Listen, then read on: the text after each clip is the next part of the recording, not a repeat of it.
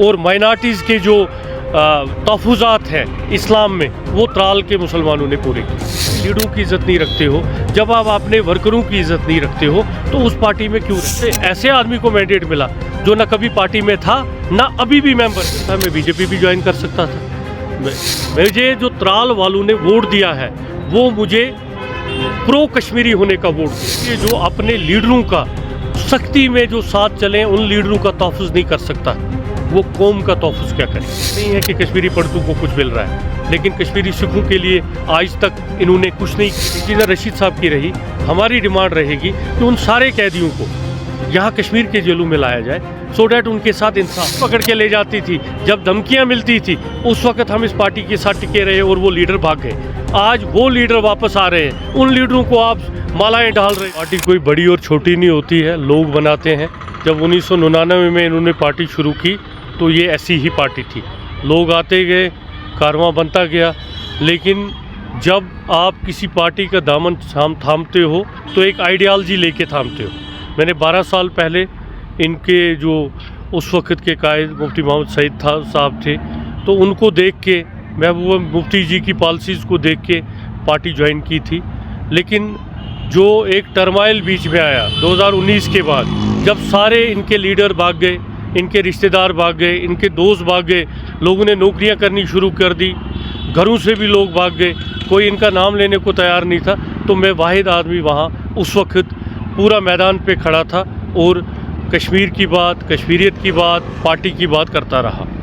लेकिन जो ही वक्त आया, सबसे पहले डीडीसी इलेक्शंस थे, उस वक्त मुझे पीएचईडी मैंडेट नहीं दिया गया, तो मैंने ज़बरदस्ती फिर उस वक्त पीएचईडी के ख़िलाफ़ त्राल से लड़ा। और जो मैंने मेहनत की थी, जो लोगों के लिए मेहनत की थी, या टीवी पे बात की थी, या कश्मीर की बात, त्राल के लोगों ने उसका सिला दिया। तो मैंने सबसे हाईएस्ट मार्जिन और सबसे ज़्यादा वोट त्राल में लिए और मैं डीडीसी मेंबर बना।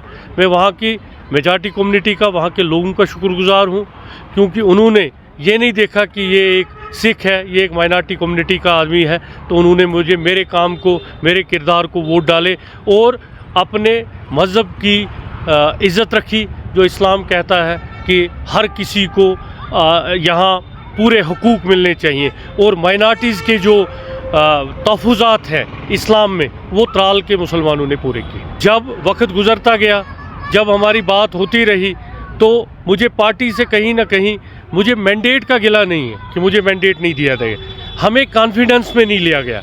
वहाँ एक एक्स एमएलए भी त्राल में है जो पार्टी के साथ है, 2 बार एमएलए बने हैं, उनको भी नहीं लिया गया कॉन्फिडेंस में। जो हमारे वहाँ वर्कर हैं, जो कल 11,500 वोट त्राल से आया, हमारे एक सीनियर लीडर हैं लतीफ़ साहब भी, वाइस प्रेसिडेंट है अवंतीपुरा से, उनको कॉन्फिडेंस में नहीं लिया गया। हमारा मानना यह है कि जो पार्टी अपने वर्कर्स, अपने वोटर्स की इज़्ज़त नहीं रखती, जिनसे उनको वोट लेना होता है, एक ऐसे आदमी को आप ला रहे हो जो ना हमारा मेंबर है, ना पार्टी में है, कोई एक, मुझे उससे कोई गिला नहीं है कौन आदमी है, मुझे उसके बारे में कुछ नहीं बोलना है, वो त्राल से है, मेरे बड़े भाई हैं। लेकिन वो आधा घंटा पहले आके पार्टी में आते हैं और आधा घंटा बाद उसको मैंडेट डिक्लेयर किया जाता है, किसी त्राल के लीडर को कंसेंसस में नहीं लिया जाता। इसी तरह आप बाकी लीडरों की बात देखिए, कल जो इन्होंने मैंडेट निकाले, कभी इन्होंने कहा डीडीसीज़ को नहीं देना है, आज एक डीडीसी है गुलजार डार साहब, उसको इन्होंने मैंडेट दिया। जहां इनको जो कन्वीनियंट लगा, अपनी मर्जी से लगा, इसमें कोई भी ट्रांसपेरेंसी नहीं हुई, किसी लीडर की इज़्ज़त नहीं रखी गई। जब आप अपने लीडरों की इज़्ज़त नहीं रखते हो, जब आप अपने वर्करों की इज़्ज़त नहीं, कि आपने सारा अपना टाइम एक पार्टी को दिया, वहाँ बैठे रहे, ईमानदारी से बैठे रहे, उन हालात में बैठे रहे जब उनके साथ कोई नहीं था, जब ये जेल में थे। उसके बाद अगर आपकी इज़्ज़त ना हो, आपसे ना पूछा जाए, आपसे कंसल्टेशन ना ली जाए और ये कहा जाए कि नहीं जी हम अपनी मर्ज़ी से करेंगे, तो उस चीज़ का दुख होता है। तो ऐसी बात नहीं है कि हर किसी को मैंडेट मिलेगा, हर किसी को मैंडेट नहीं मिलेगा, लेकिन कम से कम अगर त्राल से एक सिंपल पॉलिटिकल एक्टिविस्ट को भी मिला होता तो हमें नाराज़गी नहीं होती। लेकिन त्राल से ऐसे आदमी को मैंडेट मिला जो ना कभी पार्टी में था, ना अभी भी मेंबर है, उसने ज्वाइन किया, उसको बेसिक मेंबरशिप नहीं है, ना घर से आज तक कोई पीडीपी के साथ रहा है। अभी मैं पॉलिसी मेकर नहीं हूँ, मैंने ज्वाइन किया है, आते आते मुझे क्या जिम्मेदारियाँ दी जाएंगी। लेकिन अगर ऐसा होता, ऐसी आइडियालॉजी होती, तो मेरे पास ऑप्शन था, मैं बीजेपी भी ज्वाइन कर सकता था, मुझे तो ऑप्शन था। लेकिन मुझे जो त्राल वालों ने वोट दिया है, वो मुझे प्रो कश्मीरी होने का वोट दिया है, वो मेरी आइडियोलॉजी का वोट है, वो मेरा सॉफ्ट जो कश्मीरियत है उसका वोट है, मेरे सेकुलरिज्म का वोट है। तो मैं उस वोट को धोखा नहीं देना चाहता था, इसलिए मैंने वो पार्टी चुनी जो कश्मीरियों के एस्पिरेशन के लिए काम करेगी, जहां कश्मीरी को लगता है कि वो कुछ कर पाएंगे। तो हमें उम्मीद है, अगर इंजीनियर रशीद साहब को पैरोल मिलता है, उम्मीद रखते हैं कि कोर्ट या उनको गवर्नमेंट पैरोल दे और वो एक बार बाहर निकले तो वो अपनी बात बोलें।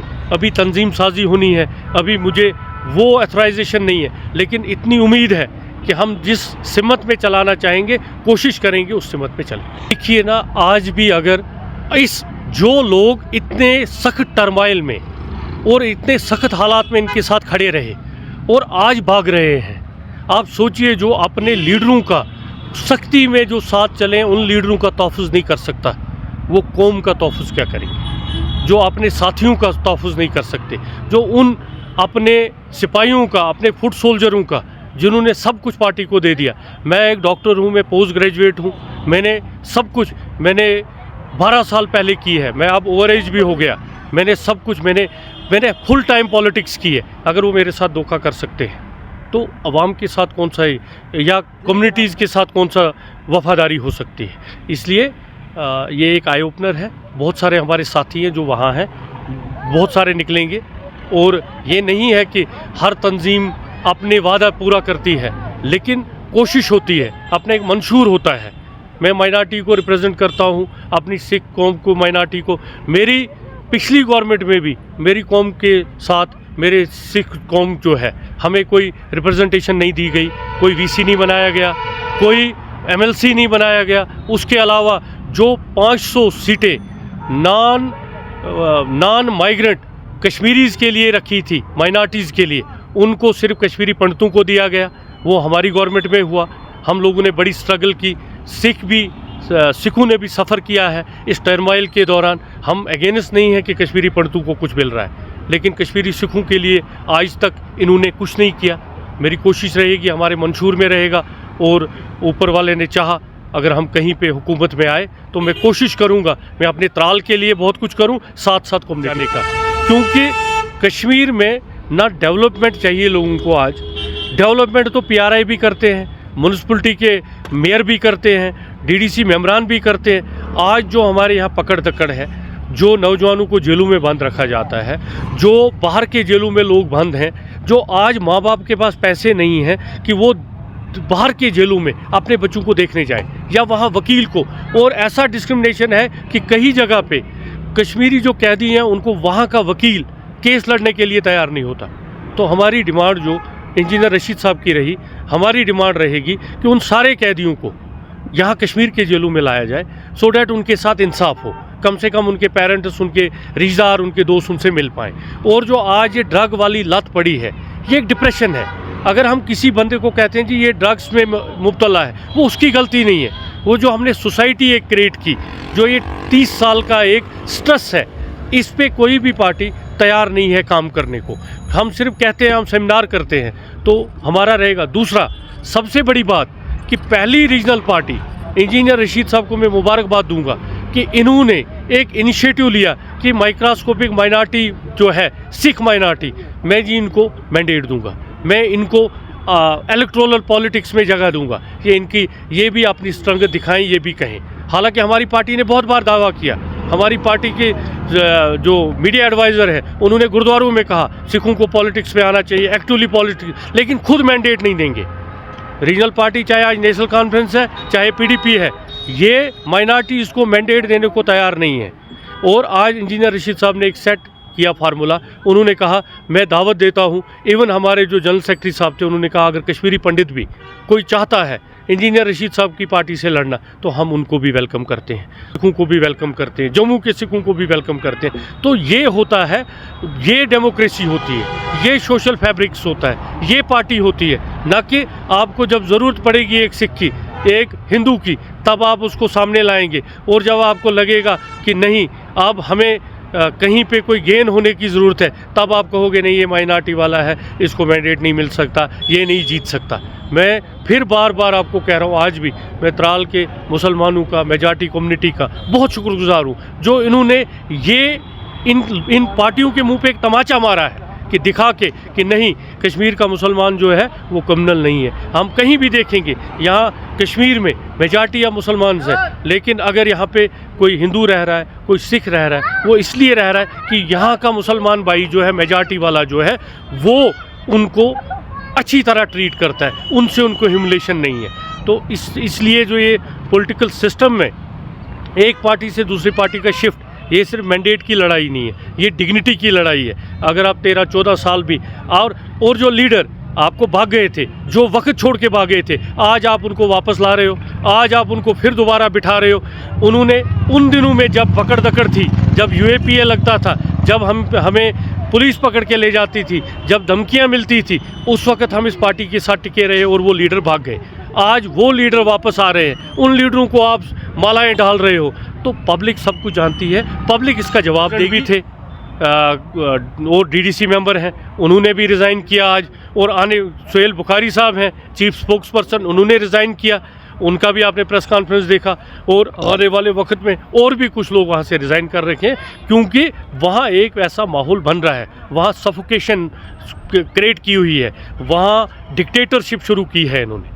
इसलिए मजबूरन they forced me to leave the party, only they forced me, नहीं, नॉट एट ऑल। मैंडेट की कोई लड़ाई नहीं है। मैं आज भी डीडीसी मेंबर हूँ, मैं एम्पावर्ड हूँ। मैं आपको कहता हूँ, मुझे आपके त्राल के लोगों का विकार और इज़्ज़त चाहिए। जो पार्टी विकार और इज़्ज़त की बात करेगी और जो मेरे वर्कर्स के विकार की बात करेगी, मैं वहाँ बैठूँगा। पॉलिटिकल एक्टिविस्ट जहाद करने नहीं आता, पॉलिटिकल एक्टिविस्ट आता है या एमएलए बनने, या मिनिस्टर बनने, या डिस्ट्रिक्ट प्रेसिडेंट बनने, या डीडीसी बनने, या सरपंच बनने। आप मुझे बोलिए, आप जर्नलिज्म में हैं, आप नहीं चाहते हैं कि आपकी चैनल के आप हेड बनो, आप अपनी चैनल बनाओ। किसको एस्पिरेशंस नहीं होती है? मैंडेट क्यों नहीं मांगेंगे? आप बताइए, मैंडेट मांगना कोई चोरी है?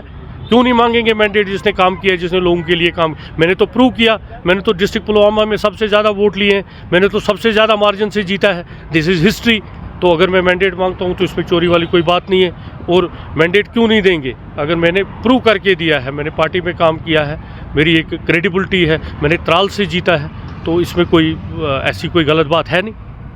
देखो, इंजीनियर रशीद कर पाएगा या नहीं कर पाएगा, वो एक अलग सवाल है। लेकिन जब हम एक स्लोगन लेके चलेंगे, हम 4, 10, 8 एमएलएज बनेंगे या हम एम्पावर हो जाएंगे, तो आज की डेट में एक स्टेप हमने शुरू किया कि हम माइनॉरिटीज़ को आज से इलेक्टोरल पॉलिटिक्स में रिप्रेजेंटेशन देना शुरू हो गया। और मैं यकीन से कहता हूँ, मैंने पार्टी से भी बात की, इनके जनरल सेक्रेटरी साहब से भी बात की, कि जो ये मंशूर बनेगा उसमें माइनॉरिटीज़ के हुकूक़ के बारे में, ख़ासकर जो कश्मीरी सिख है उनके हुकूक़ के बारे में बात की जाए, जो ये जेलों में हमारे लोग हैं उनके बारे में बात की जाए, जो हमारे नौजवान इस वक्त बेरोज़गार हैं उनके बारे में, जो हमारा पत्थर यहाँ से उठा के माइनिंग के नाम पे उड़ाया जा रहा है उसके बारे में बात की जाए, जो अभी स्ट्रेस है उसके बारे में। ये हमने करना है। अगर 1999 में पीडीपी बनी, तब ऐसी तंजीम थी, 10 लोग आए, उन्होंने किया। हम इस तंजीम को एक एक पत्थर लगा के, एक एक ईंट लगा के आगे करेंगे। अगर ये अपने मंशूर पे खड़े रहेंगे, हम भी इनके साथ खड़े हैं। देखो, पार्टी कोई मज़हब नहीं होती, पार्टी एक आइडियालॉजी होती है। अगर आप कहीं पे लगता है कि आपकी आइडियालॉजी की कदर है, आपके वर्कर की कदर है, तो आप वहाँ पे आप इस वक्त काम कर रहे हो। अगर आपको लगेगा इनसाइडर में कहीं भी आपको सफोकेशन हो रही है, आप यहाँ काम करोगे? तो ऐसा ही सिस्टम होता है। ये जब स्टार्ट पे यहाँ आया था, हमें उस वक्त बोला गया, मैं एक मिनिस्टर के साथ एज पीआरओ उस वक्त काम कर रहा था। तो उस वक्त का ये था कि हमें जो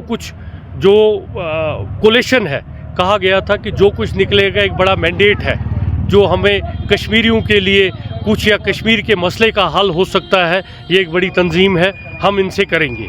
तो लेकिन अनफॉर्चुनेटली गवर्नमेंट आधे रास्ते में चली गई, मुफ्ती साहब का वफ़ात हो गया। मुझे नहीं पता कि मुफ्ती साहब ज़िंदा रहते वो क्या कर पाते, लेकिन वो कुछ हो नहीं पाया जो इन्होंने, जब हमने शुरुआत की थी गवर्नमेंट की इनके साथ, तब जो वादे किए गए थे वो पूरे होते कि नहीं। लेकिन आपको पता है कि किस तरह के हालात बने, किस तरह की चीज़ें बने, उसमें हम ब्लेम गेम करेंगे कि नहीं हो पाया ये कर, वो इस वक्त जायज़ नहीं है, क्योंकि वो हालात ही वैसे थे।